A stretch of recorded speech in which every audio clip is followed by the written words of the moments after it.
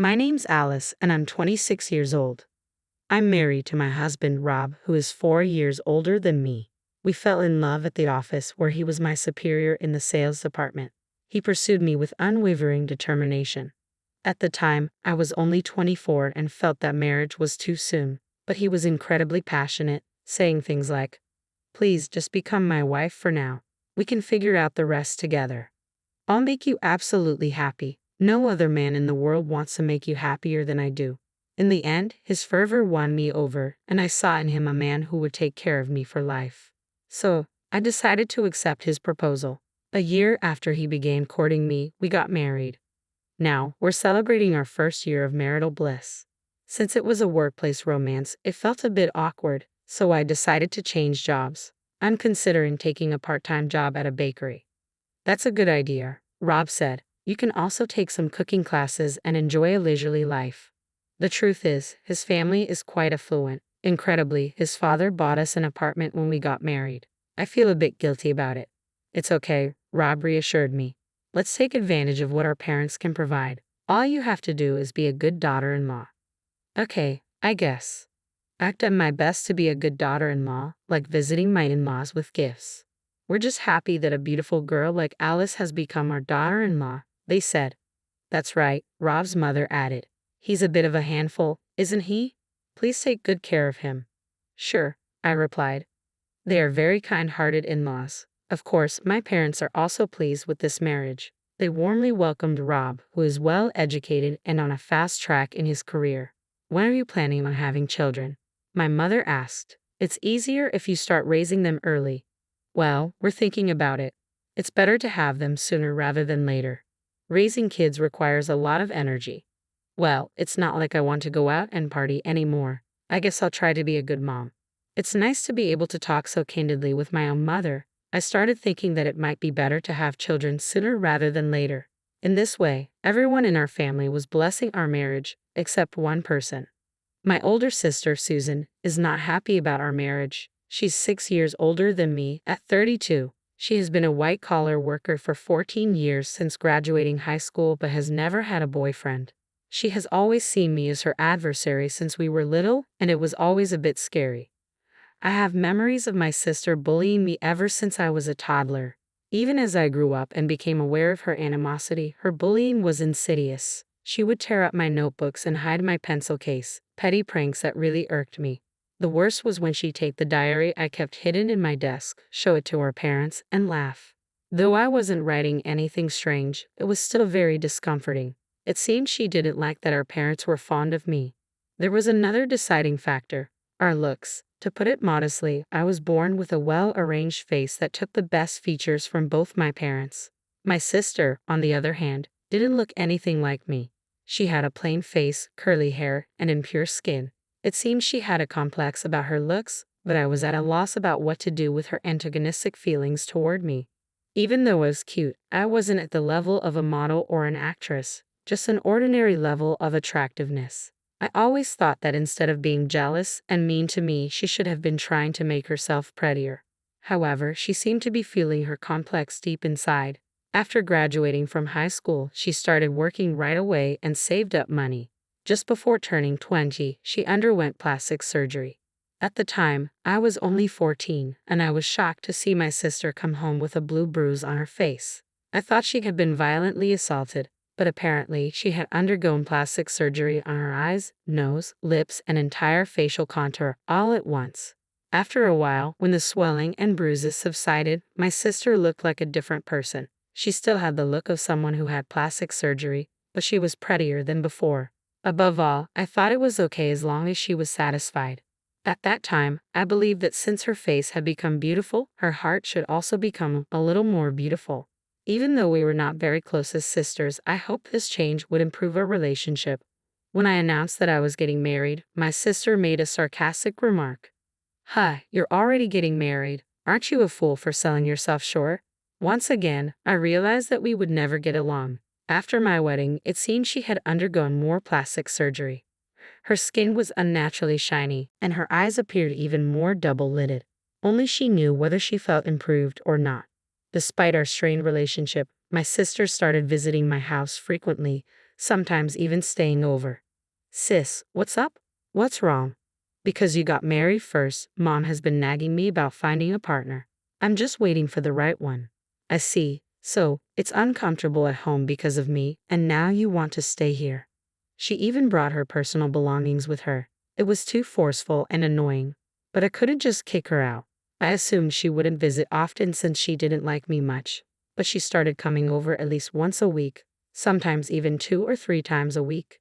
It was becoming a real nuisance. We began having strange living patterns, like having dinner with my husband and her, and drinking together when she brought alcohol at night. I wasn't having much fun, and her presence creeped me out. But for some reason, my husband Rob didn't seem to mind and always welcomed her. I finally asked him, "Hey, aren't you bothered when my sister comes over?" "Nah, not at all. She's a great gal, always bringing little gifts and stuff. The other day when she stayed over, we even went to the train station together. She's really something, isn't she? And boy, she's quite the looker from the side." Side profile: she's had work done, you know. She never brings me any gifts. So many things didn't add up, but seeing him so chummy with her, I couldn't say a word. I tried giving off the "please don't come over anymore" vibe, but my sister didn't catch on. Days went on like this until one day, my husband dropped a bombshell. "Listen, I'm sorry. I'm leaving you, Alice. Susan is pregnant." I couldn't believe my ears. "Say what?" "It's a long story," Rob said, "but I just met with her. She's already 10 weeks along." She even showed me the ultrasound picture. My head was spinning. Ultrasounds out of the blue. I couldn't wrap my head around what was happening. What the heck is going on? Just as I was about to give my husband a piece of my mind, the doorbell rang. My sister was standing at the entrance of our apartment building. I buzzed her in and invited her inside. It was about time I got an explanation for all this madness. "Oh, Alice," Susan said as she entered. "I know this isn't ideal, but you'll still congratulate me, right?" She pulled out an ultrasound picture from her wallet with a smug look on her face. "Are you out of your mind?" I snapped. "Out of my mind or not, you should face reality. Rob is the father. We've been in love, you see." My husband looked uncomfortable, but his affections were clearly now with my sister. "I'm sorry, Alice, but you're still young. You can start over. Now that things are this way with Susan, I gotta step up to the plate and make her happy." "No man alive wants to make her happier than I do," he said, echoing the same line he used when he proposed to me. It seemed he was completely drunk on himself and his forbidden affair, blinded by my sister's pregnancy. Stupid man, I screamed inside my head. My sister was still wearing that smug look on her face. She walked into the room and stood next to my husband like she owned the place. "Rob, let's get on with it," she said. "You know your sister will do the right thing and step aside for her big sis." So many emotions were welling up inside me. My sister had always been the sneaky kind, doing all sorts of nasty things behind my back. This, however, was the ultimate betrayal. When she heard I was getting married, she laughed it off. And now, to add insult to injury, she's taken my husband. At that moment, my feelings for my despicable sister and the man standing next to her turned ice cold. But I thought to myself, I'm not going to let them have their way. There's no way I'm getting divorced. No way, no how, over my dead body. "What?" my husband exclaimed. "Why not? What about the baby your sister is carrying?" I couldn't care less. The very idea of you two being involved makes my skin crawl. So he had been seeing her and had the nerve to come and hang out in my room, and the three of us had been breaking bread together. I was beginning to think he was doing it just to tick me off more than anything. I didn't budge an inch. "I won't give you what you want. I don't love him anymore, so he's all yours, but no divorce. Go ahead and have your little love child." "Excuse me," my sister shot back. "You say that to your own sister. You're one to talk, doing this to your own sister. Just pack up and leave. This apartment was bought by Rob's parents, so I have a right to stay. I don't know what planet you're on. You're just the other woman who happens to be pregnant with my husband's child. I'm the one legally married to him. There's no way I'm leaving." "Don't you talk back to me," my sister screamed, her face red with anger. Maybe she thought she'd win if she got pregnant. Well, she's got another thing coming. I glared at her. "If you keep pushing, I've got a few tricks up my sleeve." Seeing me stand up to her for the first time, my sister looked a bit shaken and said, "Fine. Anyway, Rob will be mine. Keep on struggling. It's pathetic." She stormed off. What a piece of work.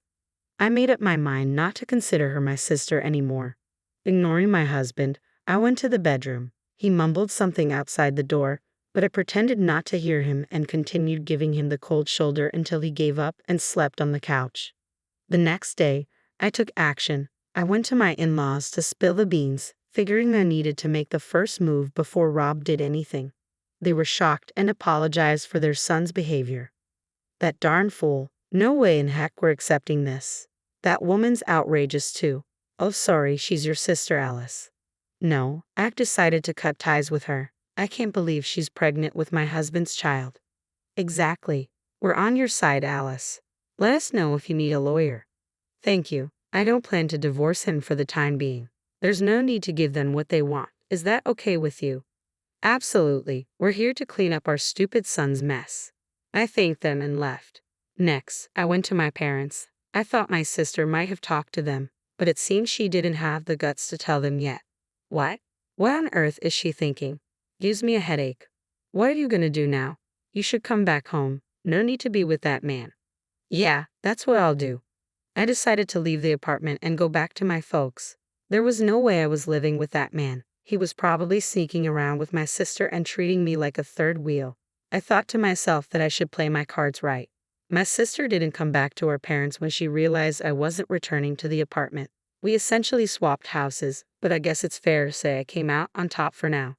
I managed to move my stuff out of the condo with the help of my parents, and it seems my sister moved in as soon as I moved out. When I reported this to my in-laws, they were livid. No way we're okay with this. And who do you think put up the money? They went ahead, changed the name on the deed, and just sold the condo. I had to chuckle when I heard about it. My sister and her now husband looked none too pleased as they moved out and rented an apartment. As for me, my husband kept begging me with tears in his eyes, saying, "Please agree to the divorce. We have a baby on the way. Do you want to make your sister a single mom?" I was adamant. I won't agree to a divorce. That's final, and I didn't budge. He threatened legal action, but I said, "Go ahead, make my day." To ensure he didn't file for divorce behind my back, I put in a request to reject any divorce papers. If the other woman had been a stranger, maybe I wouldn't have been so stubborn.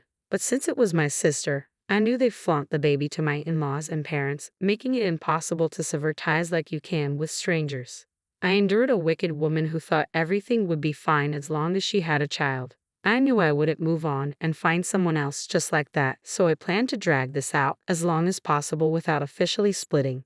Then I decided to make a triumphant return to the same workplace as my husband. I reached out to our mutual boss, explained everything, and got my job back. Tough break, but you're still young. You'll bounce back, my colleague said, cheering me on. Since I blabbed to everyone at work about what my husband did, he got the cold shoulder from everyone. Dude, that's messed up, getting your sister-in-law pregnant. That's some next-level creepiness, they said, and he ended up quitting because everyone was giving him the stink eye. Serves him right. 9 months later, my sister had her baby. Neither set of parents acknowledged her giving birth. My good-for-nothing husband, who painted himself into a corner, told me about it. "It's a boy," he said. "Oh, really? Given all the plastic surgery she's had, I bet he doesn't look like her, huh?" I replied with a bit of sass. "Wait, what? Plastic surgery? What do you mean?" he asked. But I just said, "Who knows?" and hung up. Turns out my sister, let's call her Susan, ended up having Rob's child without marrying him. They're living together now, but at the end of the day, they're just two unrelated people. She's not even really a common-law wife. It's pathetic that two grown-ups who can't get their parents' blessing are living together and having a kid. What's more, he can't find a job. My sister, who's got a nasty streak, is apparently complaining nonstop because things aren't going her way, and he's so frazzled he can't get hired anywhere. My sister quit her job when she had the baby, and now the two of them are living by draining their savings. But even if they manage to live somewhat normally, cold stares from both sets of parents await them, along with a life where they are whispered about behind their backs by society. I wonder if my sister really liked that husband of hers. Did she do all this just to get at me? If so, I think she's kind of pitiful. We're estranged now, so it doesn't matter to me anyway. As for me, I am finally thinking of giving my good-for-nothing husband the boot. I'm going to go through a lawyer to make sure to claim alimony, and I think it's time for me to get ready for the next chapter in my life. I'm glad I didn't just hand over the role of being his wife when he was over the moon. If I had done that, I'd regret it for the rest of my life. This past year has been really tough, but I'm going to forget all that and move forward.